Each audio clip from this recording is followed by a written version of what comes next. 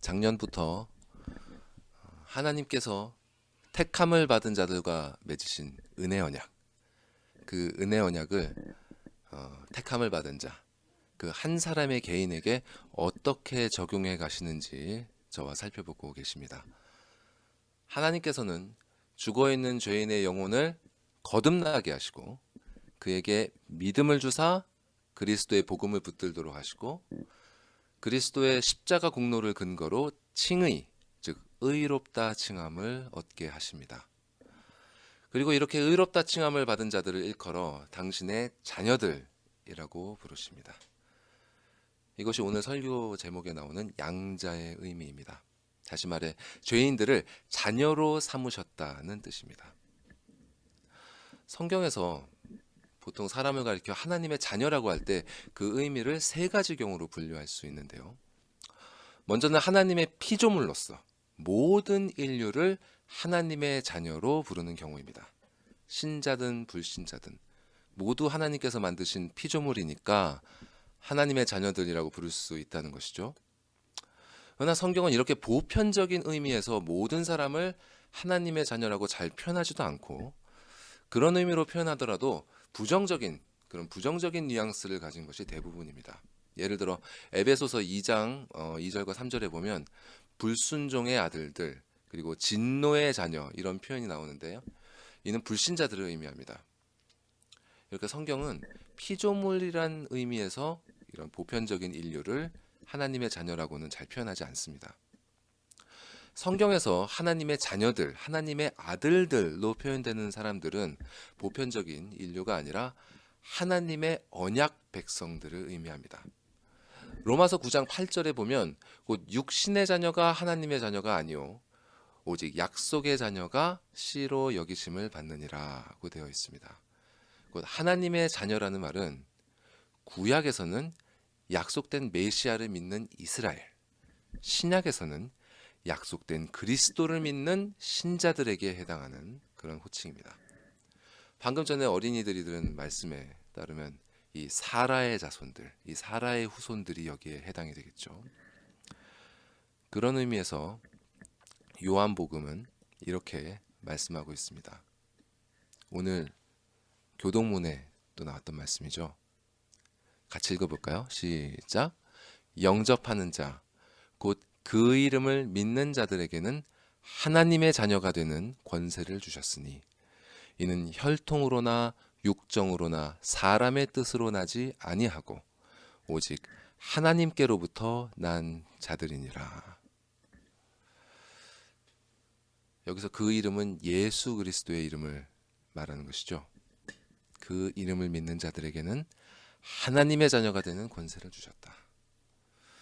이렇게 보통 성경에서는 예수님을 자신의 구주로 영접한 사람들, 그 사람들만을 가리켜서 하나님의 아들들, 하나님의 자녀들이라고 부릅니다. 하지만 자녀들이라고 해서 다 같은 자녀들이 아니죠. 특히 바로 우리가 봤던 그 예수님의 경우, 그분도 하나님의 아들이시지만 그분이 하나님의 아들이 되시는 것과 신자가 하나님의 자녀가 되는 것에는 근본적인 차이가 있습니다. 예수님은 성자 하나님으로서 성부 하나님의 아들이 되시는 것이고 우리 신자들의 경우에는 죄로 말미암아서 그분과의 관계가 단절됐다가 그리스도의 은혜를 통해 새롭게 하나님의 양자가 된 자들인 것입니다.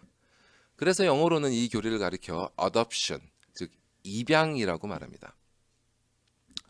또한 예수님은 영원 전부터 지금까지 한 번도 하나님의 아들이 아니신 적이 없었죠. 반면에 우리 신자들은 모두 어느 시점에서 예수 그리스도를 영접하고 하나님의 자녀가 되는 권세를 새로이 얻은 자들입니다. 이런 면에서 예수님만이 진정한 하나님의 아들이시다라는 의미로 성경은 그분을 가리켜 하나님의 독생자라고 표현하고 있습니다. 우리는 입양된 자들이지만 예수님께서는 본질적으로 하나님의 아들이신 분입니다. 이렇게 하나님을 향한 그분의 아들됨과 우리의 자녀됨은 근본적인 차이가 있습니다. 이러한 차이에도 불구하고 성경은 우리가 예수 그리스도와 함께 아버지 하나님의 기업을 상속받는다고 말씀합니다. 성경은 예수님을 가리켜 만유의 상속자, 히브리서에서 만유의 상속자라고 그분을 부르는데요.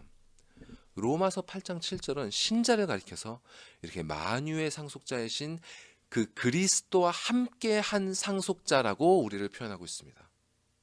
우리는 바로 그 그리스도와 함께 한 상속자입니다. 이는 실로 놀라운 말입니다. 독생자 예수 그리스도 안에서 한낱 피조물에 불과한 신자가 자녀로서 아버지 하나님으로부터 만유를 상속받는다는 것입니다. 그런데 여러분, 이 사실이 믿어지십니까? 성경이 말하는 이러한 영적 진실에 스스로를 신자로 여기는 많은 사람들의 영혼은 정말 무감각합니다. 만약 어떤 부자가 여러분을 상속자로 지명한다고 생각해 보십시오. 예를 들어 빌 게이츠가 여러분에게 가진 그가 가진 마이크로소프트의 주식 중에 몇 퍼센트를 상속한다고 해봅시다. 그 사실을 여러분이 알게 되었을 때 여러분은 어떤 마음이 드실 것 같습니까? 하나님의 상속자가 되었다는 사실을 알았을 때의 마음과 인간의 어떤 부자의 재산을 상속받게 되었다는 사실을 알았을 때의 마음, 이 두 마음의 차이가, 이 두 감정의 차이가 여러분의 영적 현실의 현주소를 드러내는 것입니다. 그 차이는 본인과 하나님만이 아실 것입니다. 물론 하나님의 자녀가 되었다는 사실이 곧바로 체감되지 않을 수는 있습니다. 만약 고아원에 있던 어떤 아이가 어떤 잘 사는 사람의 자녀로 입양이 되었다면 그때부터 그 아이의 삶은 완전히 달라지게 되죠. 사는 집도 달라지고 먹는 음식도 달라지고 입는 옷도 달라지고 심지어 법적인 지위와 사회적인 환경도 달라지게 됩니다. 그러나 어떤 사람이 그리스도를 영접하고 하나님의 자녀가 되었다고 해서 그 사람의 현실 속의 삶이 달라지는 것은 아무것도 없습니다. 그는 여전히 같은 집에서 이전과 같은 생활을 해 나갈 것입니다. 겉으로 보기에 그에게는 아무런 변화도 없을 것입니다. 하지만 그 사람이 거듭나서 그리스도를 믿음으로 자신이 하나님의 자녀가 되었음을 진실로 자각한다면 그의 영혼은 이전과는 완전히 다른 삶을 살게 될 것입니다. 그 사실을 깨닫는 순간 그를 둘러싼 모든 것이 달라질 것입니다. 사도 요한은 요한 1서에서 이렇게 고백합니다. 요한 1서 3장 1절 말씀 제가 읽겠습니다. 보라, 아버지께서 어떠한 사랑을 우리에게 베푸사 하나님의 자녀라 일컬음을 받게 하셨는가? 우리가 그러하도다. 그러므로 세상이 우리를 알지 못하면 그를 알지 못함이니라. 세상은 하나님을 알지 못합니다. 그렇기에 그분의 자녀들에 대해서도 알지 못합니다.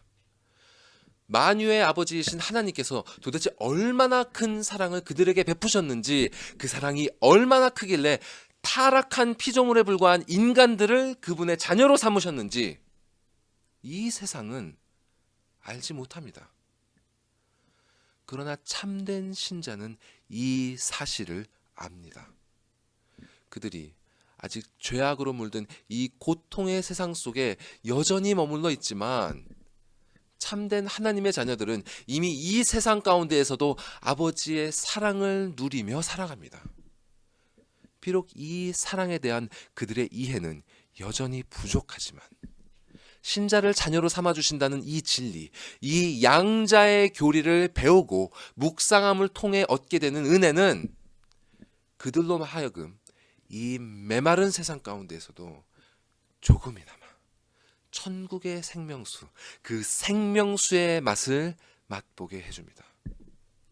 이것은 저의 말이 아니라 역사 속에서 수많은 신앙의 선조들이 이어온 공통적인 고백이 됩니다.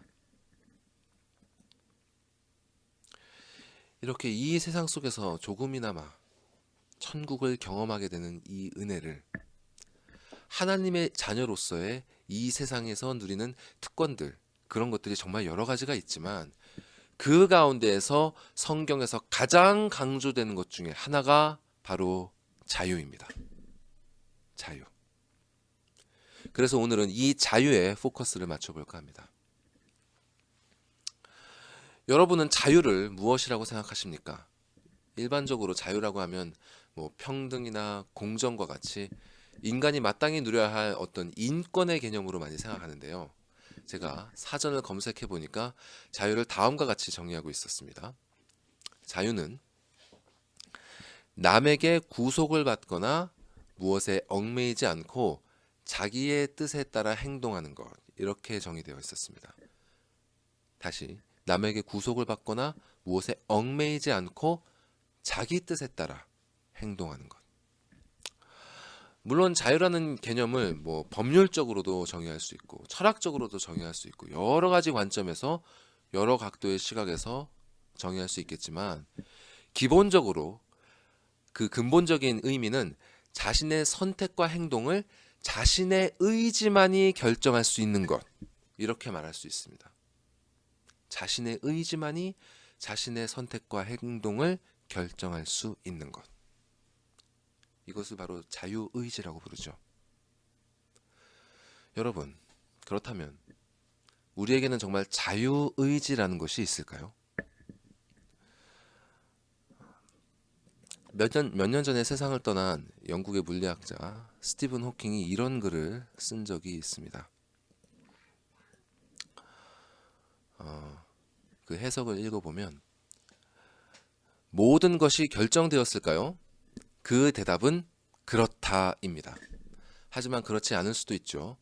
왜냐하면 우리는 무엇이 결정되었는지 절대로 알 수 없기 때문입니다.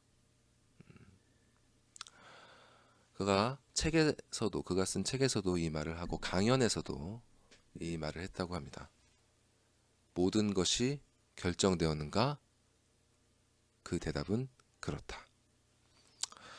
그 말이 무슨 뜻이냐면 모든 것이 인과율의 법칙, 원인이 있으면 결과가 있는, 모든 것은 바로 그에 해당하는 원인이 있는 이 인과율의 법칙에 따라 이미 정해져 있다는 뜻입니다. 과학이라는 것이 바로 이 인과율의 법칙을 찾아내는 것이죠. 세상에서 일어나는 모든 일에는 원인이 있기 때문에 사실상 우연이라는 것은 없다는 말입니다.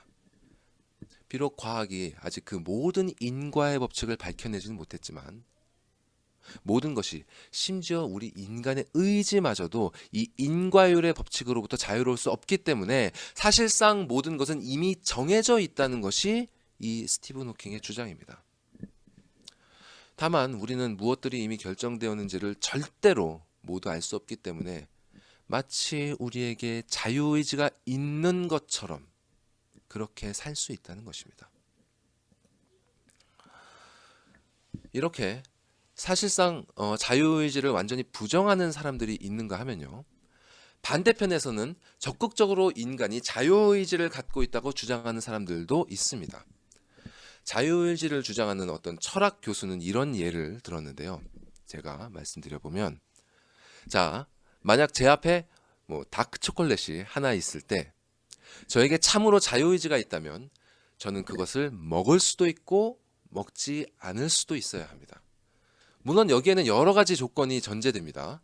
제 앞에 있는 이 초콜릿이 먹을 수 있는 것이어야 되고요. 저에게는 이것을 먹을 수 있는 능력이 있어야 합니다. 자, 이것이 있다는 전제 하에 그 어떤 것도, 그 어떤 외부적 원인도 또 내부적 원인도 제가 초콜릿을 먹을 것인지 말 것인지를 선택하는 데 있어서 결정적으로 작용할 수 없다는 것입니다. 제가 초콜릿을 좋아하긴 하지만 그것이 인과율의 법칙으로 제가 무조건 초콜릿을 먹는다는 결론을 이끌 만큼 충분한 이유가 될 수는 없습니다. 옆에 있는 사람이 초콜릿이 맛있다며 먹어보라고 권하더라도 그것이 인과율의 법칙이 되어서 제가 무조건 초콜릿을 먹게끔 할 수는 없습니다.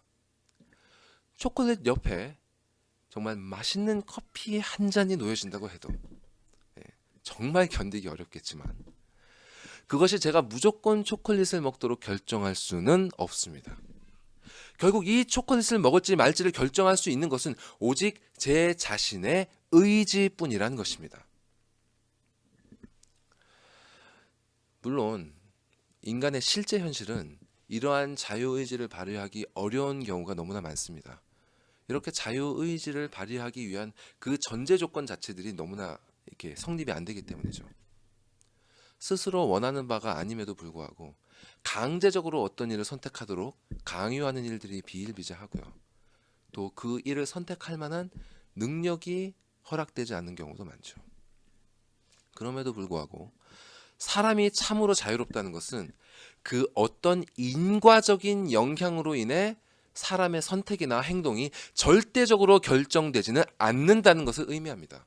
심지어 어느 하나의 선택지가 더 자신의 뜻에 합당하고 더 자신의 본성에 부합해 보인다 할지라도 선택의 순간, 선택을 하는 그 순간 그러한 모든 이유들을 거절하고 다른 이유로 다른 것들을 선택할 수 있는 것, 이것이 바로 참된 자유의 개념이라는 것입니다. 여기서 한 걸음 더 나아가서 자유의지를 주장하는 사람들은 인간에게 이러한 자유가 없다면 신이 사람에게 어떤 명령을 하는 것은 부당하며 그러한 명령에 따른 책임을 요구하는 것은 더욱 불의하다고 주장합니다. 명령을 따를지 말지 선택할 수 있는 자유가 인간에게 없는데 어떻게 신이 사람에게 그에 대한 책임을 요구할 수 있다는 말입니까? 이렇게 자유의지를 주장하는 사람들은 하나님의 심판이 정당하려면 인간에게는 반드시 이러한 자유의지가 있어야 한다고 주장합니다. 그런데 여러분, 실로 사람이 이러한 자유를 가지는 것이 가능합니까? 자신 밖에서 오는 그 어떤 인과적 조건에 상관없이 어떤 방향이든 자유롭게 선택할 수 있는 그런 자유. 이것은 사실상 무한한 자유를 의미합니다. 그런 자유는 어떤 인과적인 영향으로부터 자유로울 수 있는 그런 자유는 사람이 아니라 오직 하나님만이 갖고 계신 자유입니다.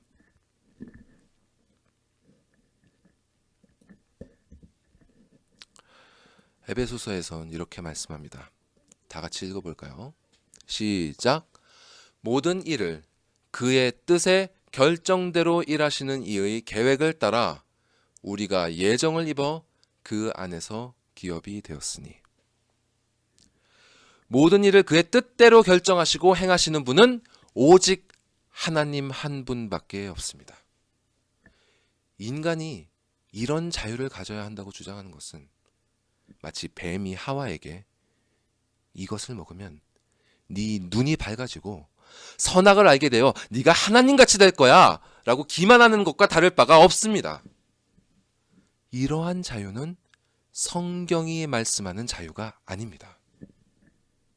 이렇게 모든 인과율로부터 자유로운 그런 자기의 의지로 자신의 모든 것을 자신이 선택할 수 있는 그런 자유는 성경이 말씀하는 자유가 아닙니다.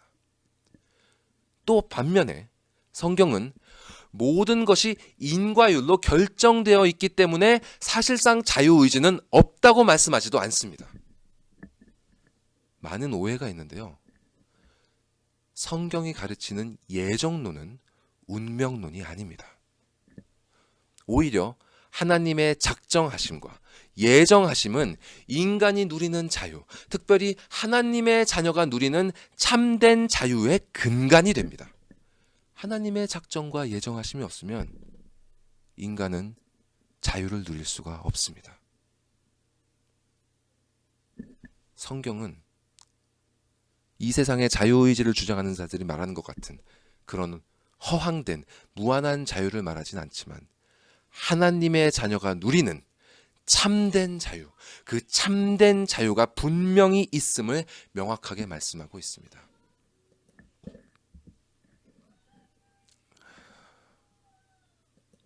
그러면 성경이 말씀하시는 이 자유는 과연 무엇일까요? 성경이 가르치는 인간의 자유는 인간이 하나님의 형상으로 창조되었다는 사실에서 출발합니다. 하나님의 형상. 무한하고 완전한 자유를 가진 분은 오직 그 하나님뿐이시지만 인간은 그 하나님을 닮은 형상으로 창조되었습니다. 그렇기 때문에 인간은 비록 그분만큼 무한한 자유를 가지지는 못해도 그분이 가지신 것과 닮은 그런 자유를 가지게 되었습니다. 이렇게 인간이 자유를 가졌다는 것은 하나님께서 인간과 언약을 맺으심으로 관계하신다. 언약을 맺으심으로 관계하신다는 이 사실에서 분명하게 드러납니다. 하나님께서는 인간을 제외한 다른 피조물들에게 이런 식으로 대하지 않으셨습니다. 그저 빛이 있으라 하시면 빛이 있게 되는 것이고 물이 한 곳으로 모이고 땅이 드러나라 이렇게 말씀하시면 그대로 되는 것입니다. 반면에 인간에게는 이렇게 일방적인 명령을 내리시는 방식으로 관계하지 않으시고 자유로운 인격체로 그분을 닮은 자유로운 인격체로서 대해 주셨습니다. 하나님께서 인간을 그분을 닮은 인격체로 만들어 주시고 또 그들을 인격체로서 대해 주신다는 사실, 이것이 바로 인간이 가진 자유의 근간입니다. 그리고 하나님께서는 그들이 자유를 발휘할 수 있는 전제 조건들을 갖추어 주셨습니다. 그들에게는 하나님의 명령을 따를 수 있는 충분한 능력과 선한 의지가 주어졌고 또 서로 돕고 의지할 수 있는 배필이 주어졌습니다. 그리고 이제 그들에게는 하나님만큼 무한하지는 않지만 그들이 거주하는 동산의 모든 것을 다스리고 또 그 모든 소산을, 그 모든 열매를 누릴 수 있는 실로 엄청난 자유가 주어졌습니다. 그저 단 하나의 조건, 선악을 알게 하는 나무의 열매를 맺지 말라는 바로 그 조건을 제외하고는 인간으로서 그들이 가진 자유를 제한하는 것은 실로 아무것도 없었습니다. 그러나 우리 모두가 알다시피 그들이 가진 자유는 최종적인 것이 아니었죠. 그 자유는 잃어버릴 수 있는 것이었습니다.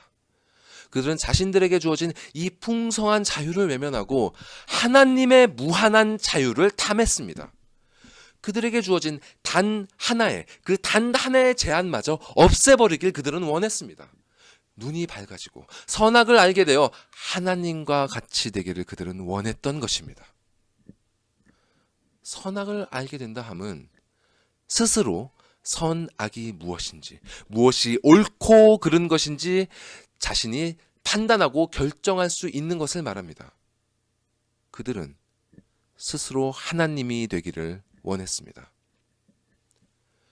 그러나 그것을 원하고 그래서 그들이 선택했던 그 선택이 가져온 결과는 그들이 꿈꾸었던 무한한 자유가 아니라 죄와 사망의 권세 아래 놓인 노예의 신분이었습니다.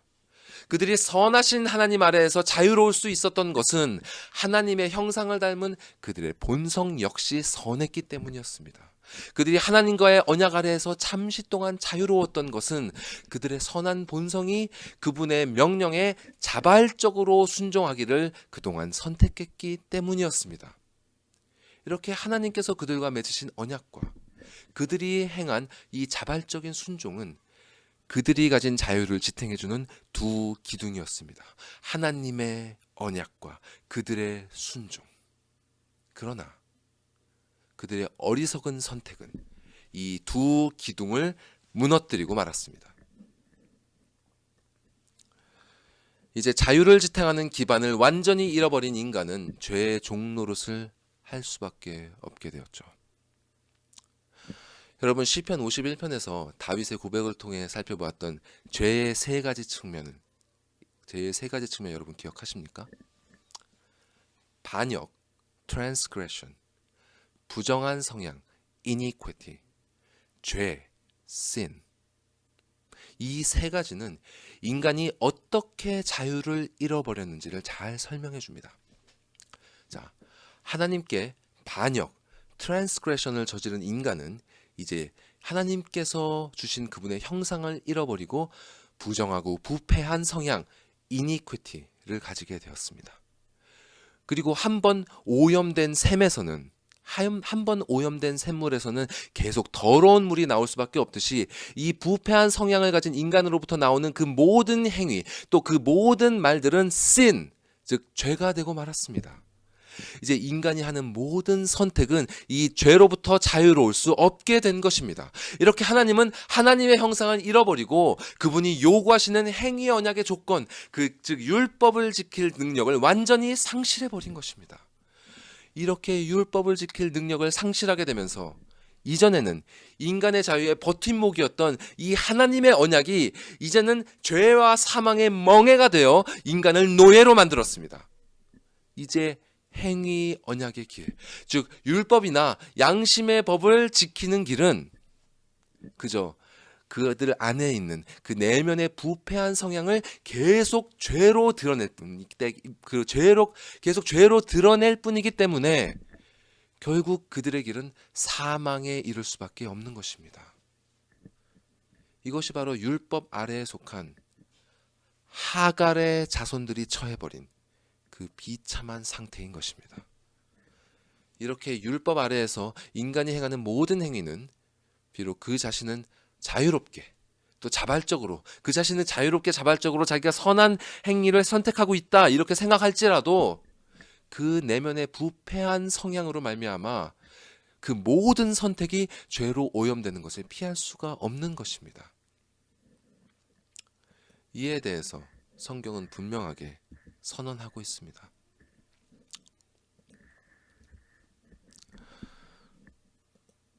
로마서 3장 19절에서 20절 말씀입니다. 다 같이 한번 읽겠습니다. 시작. 우리가 알거니와 무릇 율법이 말하는 바는 율법 아래에 있는 자들에게 말하는 것이니 이는 모든 입을 막고 온 세상으로 하나님의 심판 아래에 있게 하려 함이라. 그러므로 율법의 행위로 그의 앞에 의롭다 하심을 얻을 육체가 없나니 율법으로는 죄를 깨달음이니라. 이처럼 아담의 타락 이후로 인간이 행하는 모든 행위는 하나님 앞에 의롭다 하심을 얻을 수 없는 죄일 뿐입니다. 인간의 모든 행위는 죄일 뿐입니다. 이러한 선언이 혹시 여러분의 불편하게 들리신다면 이를 불편하게 여기는 그 마음이 바로 여러분에게 남아있는 부패한 옛 자아임을 기억하십시오. 바울은 이 옛 자아를 다른 말로 육신이라고 표현합니다. 로마서 8장 7절은 이렇게 말씀합니다. 육신의 생각은 하나님과 원수가 되나니 이는 하나님의 법에 굴복하지 아니할 뿐 아니라 할 수도 없습니다. 이처럼 인간의 부패한 자아는 하나님의 말씀을 싫어합니다. 왜냐하면 요한복음에서 말씀하신 것처럼 악을 행하는 자는 빛을 미워하여 빛으로 나오지 않기 때문입니다. 이것은 성선설이니 성악설이니 이런 도덕이나 철학의 문제가 아닙니다. 그 마음의 진실의 문제입니다. 하나님의 빛 아래에서 하나님의 말씀을 따라 그 자신의 내면을 진실되게 들여다보는 사람은 이 비참한 현실을 외면할 수 없는 것입니다.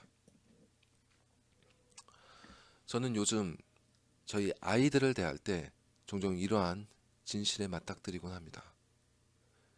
인간에게서 나오는 것들 중에서 자녀들에 대한 부모의 사랑보다 더 선한 것이 또 무엇이 있겠습니까? 하지만 저희 아이들을 대하는 그 저의 마음과 행위들을 돌이켜 볼 때 자녀들에 대한 사랑마저도 저 자신의 온갖 더럽고 부패한 성향으로 말미암아 오염되어 있다는 사실을 저는 부인할 수가 없었습니다. 아이들을 향해 내뱉는 저의 말 한마디 한마디와 그들을 대하는 그 몸짓 하나하나 가운데 때로는 저의 이기심과 때로는 저의 교만함과 강팍함과 분노와 어리석음과 나태함의 때가 묻어 있는 것을 저는 보게 되는 것입니다. 저는 진실로 아이들을 온전히 사랑하기를 원하지만 제 안에는 그러지 못하도록 만드는 더럽고 부패한 성향이 있는 것입니다. 이를 가리켜서 바울 사도는 오늘 본문에 이렇게 기록하고 있습니다. 오늘 본문 말씀을 함께 보겠습니다. 제가 읽겠습니다. 그러므로 내가 한 법을 깨달았노니 곧 선을 행하기 원하는 나에게 악이 함께 있는 것이로다. 내 속사람으로는 하나님의 법을 즐거워하되 내 지체 속에서 한 다른 법이 내 마음의 법과 싸워 내 지체 속에 있는 죄의 법으로 나를 사로잡는 것을 보는도다. 오호라, 나는 곤고한 사람이로다. 이 사망의 몸에서 누가 나를 건져내랴. 이처럼 우리 모두는 죄의 법에 사로잡혀 사망의 몸을 갖고 살아가는 곤고한 사람들인 것입니다. 그런데 뒤에 이어지는 바울의 고백을 보십시오. 25절. 우리 주 예수 그리스도로 말미암아 하나님께 감사하리로다. 그런즉 내 자신이 마음으로는 하나님의 법을, 육신으로는 죄의 법을 섬기노라. 바울은 방금 전에 오호라, 나는 곤고한 사람이로다 라고 탄식하면서 자신 안에 있는 더럽고 부패한 성향과의 싸움을 토로했습니다. 그런데 그의 진술은 이런 탄식에서 슬픔이나 절망으로 이어지는 것이 아니라 이상하리만치 즉각적으로 방향을 틀어서 하나님을 향한 감사로 나아가고 있습니다. 왜냐하면 이 사망의 몸에서 누가 나를 건져내랴, 누가 나를 건져내랴 하는 그 질문에 대한 답을 바울은 이미 알고 있기 때문입니다. 누가? 바로 우리 주 예수 그리스도. 우리 주 예수 그리스도. 바로 예수 그리스도가 이 사망의 몸에서 우리를 건져내시는 분이기 때문에 바울은 자신의 부패한 성향을 바라보며 탄식하는 가운데 그 가운데 머물지 않고 곧바로 고개를 돌려 우리의 유일한 위로가 되시는 그분을 바라본 것입니다. 이것이 사도 바울로부터 우리가 배워야 할 소중한 지혜입니다. 죄와 싸우는 고통에 지쳐 탄식이 흘러나올 때 우리는 즉각 오직 예수 그리스도를 바라보아야 합니다. 삶 가운데 이런저런 일들로 스트레스를 받을 때 뭐 스마트폰을 보거나 먹을 것을 입에 넣는 것이 아니라 그리스도를 기억하고 그분을 붙잡아야 합니다. 우리가 범사에 감사하는 삶을 살지 못하는 이유는 우리의 유일한 위로이신, 우리의 유일한 참된 감사의 제목이신 그리스도를 바라보지 않기 때문입니다. 기억하십시오. 이렇게 그리스도를 바라보는 바울의 마음 가운데는 여전히 두 본성이 싸우고 있습니다. 하나님의 법을 즐거워하며 섬기려는 거듭난 본성과 죄의 법에 굴종하려는 옛 본성이 부딪히는 이 현실은 변하지 않았습니다. 그럼에도 불구하고 그는 그리스도를 바라봄으로 말미암아 감사에 이를 수 있었습니다. 왜냐하면 그리스도 예수 안에 있는 자에게는 결코 정죄함이 없기 때문입니다. 같이 이어지는 로마서 8장 1절과 2절 말씀을 함께 읽겠습니다. 시작. 그러므로 이제 그리스도 예수 안에 있는 자에게는 결코 정죄함이 없나니 이는 그리스도 예수 안에 있는 생명의 성령의 법이 죄와 사망의 법에서 너를 해방하였음이라. 그리스도 안에서, 그리스도 예수 안에서, 이 그리스도 안에서 그분과 연합되어서 모든 죄책이 그분께 전가되고 그분의 완전한 순종의 공로가 자신에게로 전가된 사람은 하나님의 심판법정에서 의롭다 칭함을 얻고 결코 정죄함을 받지 않을 것입니다. No condemnation. No condemnation. 비록 여전히 부패한 옛 본성이 남아서 때로는 우리의 영혼을 곤고하게 하고 탄식하게 하더라도 그리스도 예수 안에 있는 생명을 주시는 그 성령의 법이 죄와 사망의 법에서 그를 해방시키셨기 때문에 그리스도 안에 있는 자, 그리스도를 믿는 자, 그리스도를 영접한 자는 이제 참된 자유를 누리게 되는 것입니다. 여기서 우리는 아담의 죄로 말미암아 무너져 버렸던 그 인간의 자유를 지탱했던 두 기둥이 새롭게 회복된 것을 볼 수 있습니다. 자, 행위 언약과 순종의 행위. 행위 언약과 그의 순종하는 그 순종의 행위라는 두 기둥으로 지탱되었던 아담의 자유는 그의 반역죄로 말미암아 무너져 내렸습니다. 그러나 이제 그리스도를 믿는 자는 그분과 연합됨으로 말미암아 자신의 행위가 아닌 그리스도의 행위, 그리스도의 순종의 공로를 의지할 수 있게 되었습니다. 그리고 자신을 죄와 사망에 이르도록 짓눌렀던 그 행위 언약의 멍에를 벗어나서 이제는 그를 구원에 이르도록 하는 은혜의 언약, 그 은혜의 언약 안으로 옮겨졌습니다. 이렇게 은혜의 언약과 그리스도의 공로, 이 은혜의 언약을 성취하는 그 그리스도의 공로라는 결코 흔들리지 않은 완전한 기둥 위에서 신자는 하나님의 자녀로서 비로소 참된 자유를 누리게 되는 것입니다. 이렇게 회복된 그리스도인의 자유는 앞서 말씀드린 이 세상이 말하는 자유와는 전혀 다른 것입니다.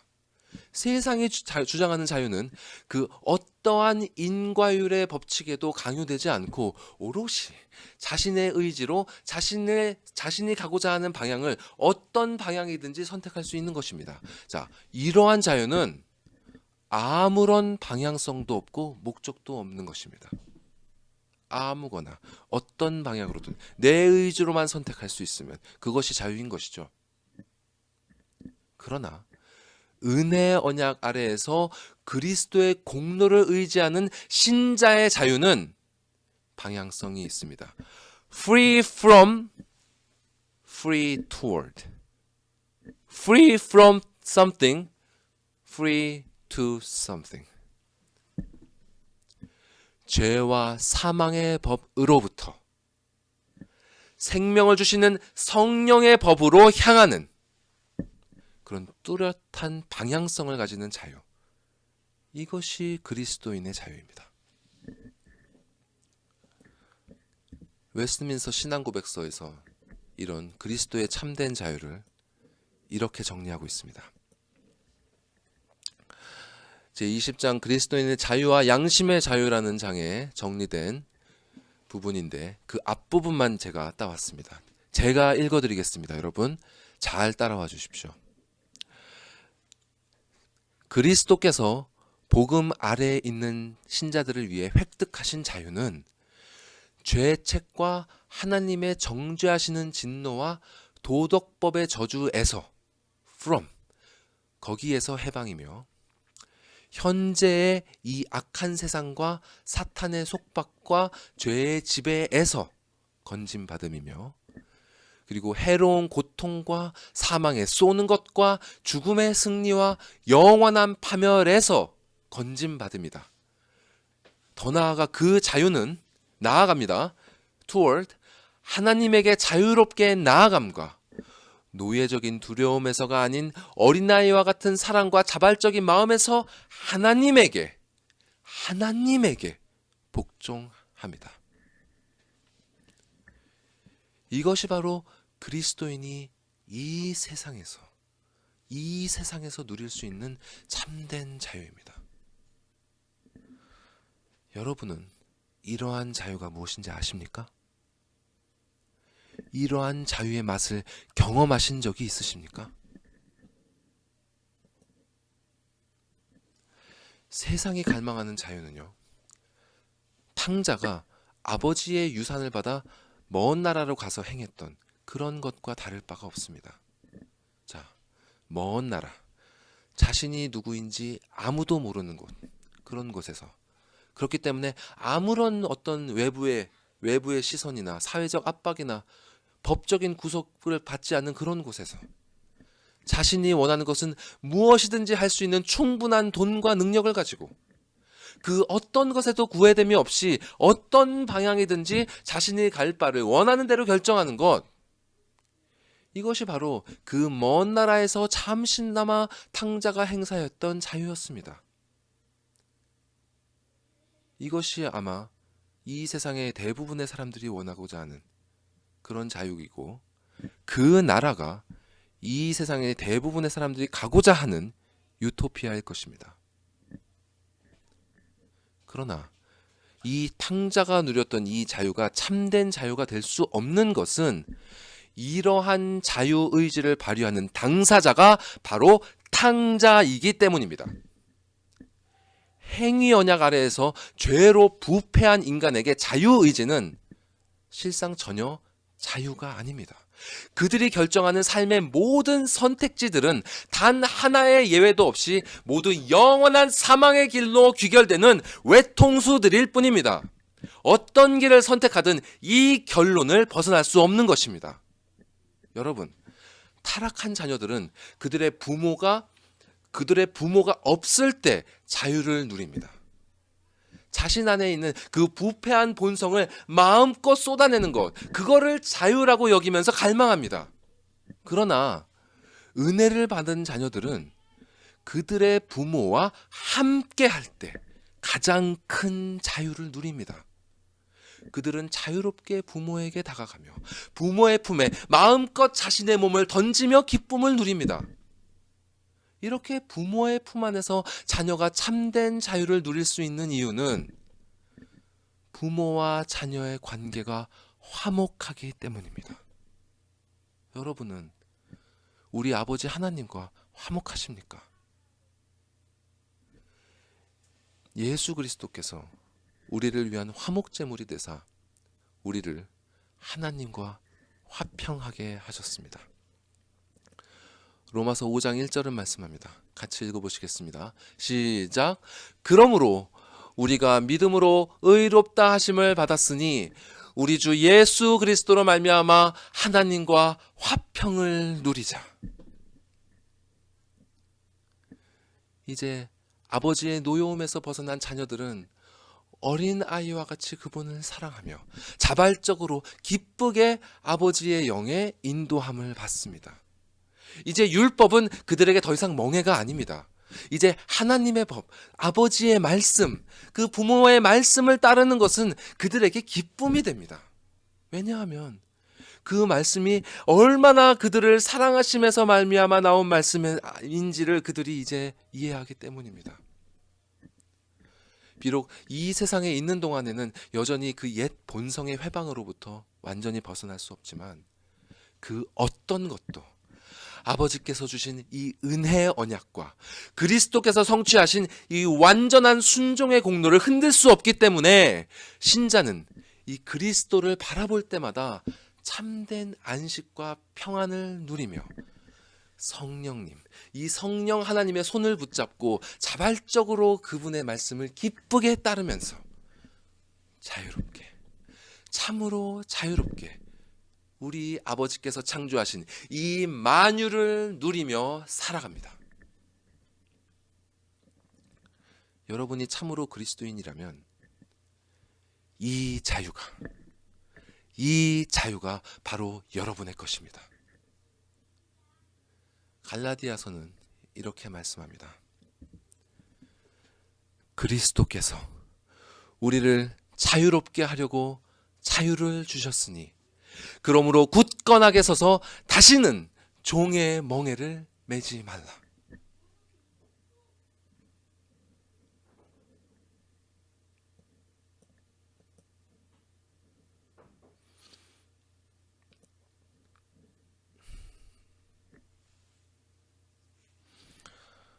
다시는 종의 멍에를 매지 마십시오. 죄된 본성을 따라가지 마십시오. 택함을 받은 신자들은 자유한 여인 사라의 아들, 사라의 후손, 즉 은혜의 언약에 속한 사람들입니다. 여러분, 삶의 곤고함이 닥칠 때 다른 것을 바라보지 마십시오. 그리스도를 바라보십시오. 죄가 여러분을 탄식하게 할 때 그리스도를 붙잡으십시오. 다른 것들을 쳐다보지 마시고 곧바로 그분께 고개를 돌리십시오. 모든 정죄를 제거하시고 여러분을 죄와 사망의 법에서 생명의 성령의 법으로 옮기신 분은 오직 그분뿐입니다. 이 세상은 죄와 사망의 바다와 같습니다. 우리는 이 바다에서 수영할 수 없습니다. 우리는 그런 능력이 없습니다. 이 바다 위에서 수영할 수 없는 여러분이 떠 있을 수 있는, 이 바다에 잠겨버리지 않고, 이 바다에 잠겨 질식되지 않고 그 위에 떠 있을 수 있는 길은 오직 예수 그리스도라는 구명 튜브를 붙들고 있는 길입니다. 그분을 붙잡고, 그분을 굳건하게 붙들고, 그분을 허리에 끼고 그분과 동행할 때, 그때야 비로소 이 세상은 죄와 사망의 바다가 아니라 어디로든 자유롭게 수영할 수 있는 안전하고 아름다운 바다가 될 것입니다. 왜냐하면 예수와 동행하는 여러분이 계신 그곳은, 그곳이 그 어디든지 바로 아빠, 아버지가 거하시는 하늘나라가 되기 때문입니다. 마지막으로 여러분 가운데 아직 사라의 자손이 아니라 하갈의 자손, 즉 은혜 언약이 아니라 행위 언약 아래에 계신 분이 있다면 그 사망의 굴레에서 벗어나 이 자유의 언약으로 들어오시길 강권합니다. 이 자유의 언약으로 들어오십시오. 세상이 말하는 헛된 자유의 속삭임에 속지 마십시오. 그 길에는 자유가 없습니다. 그 길의 끝에는 진노와 파멸이 있을 뿐입니다. 그리스도의 약속을 믿으시고 그리스도를 영접하시고 여러분의 진정한 아버지에게로 돌아오십시오. 아버지의 작정과 예정은 여러분의 자유를 억압하지 않습니다. 아버지께서 작정하시고 예정하신 것은 다름이 아니라 우리의 참된 자유의 두 기둥인 은혜 언약과 예수 그리스도, 이것이 바로 아버지께서 작정하시고 예정하신 것입니다. 하나님의 작정과 예정이라는 이 반석 위에 결코 흔들리지 않는 은혜 언약과 그리스도의 공로라는 두 기둥이 서고 그 위에 비로소 인간이 누리는 참된 자유가 얹어지는 것입니다. 인간은 오직 이 반석 위에서 참으로 자유롭습니다. 여러분을 참으로 자유케 하시는 아버지의 이 크신 사랑을 부디 외면하지 마십시오. 그분께 돌아오시고 그분을 붙드시기 바랍니다. 기도하시겠습니다.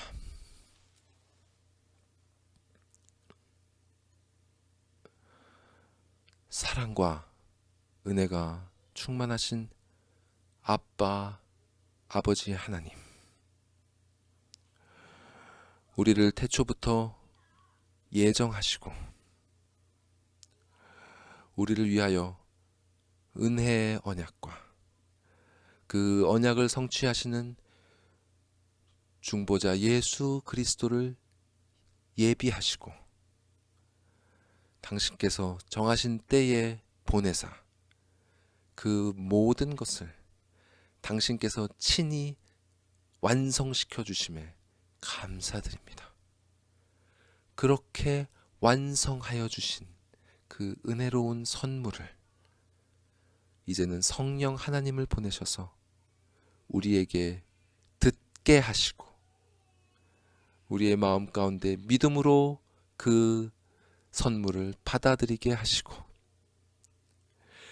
그 의롭다 하시는 선물과 더 나아가 우리를 자녀로 삼아주시는 이 말로 다할 수 없는 귀한 선물을 주심에 감사드리옵나이다.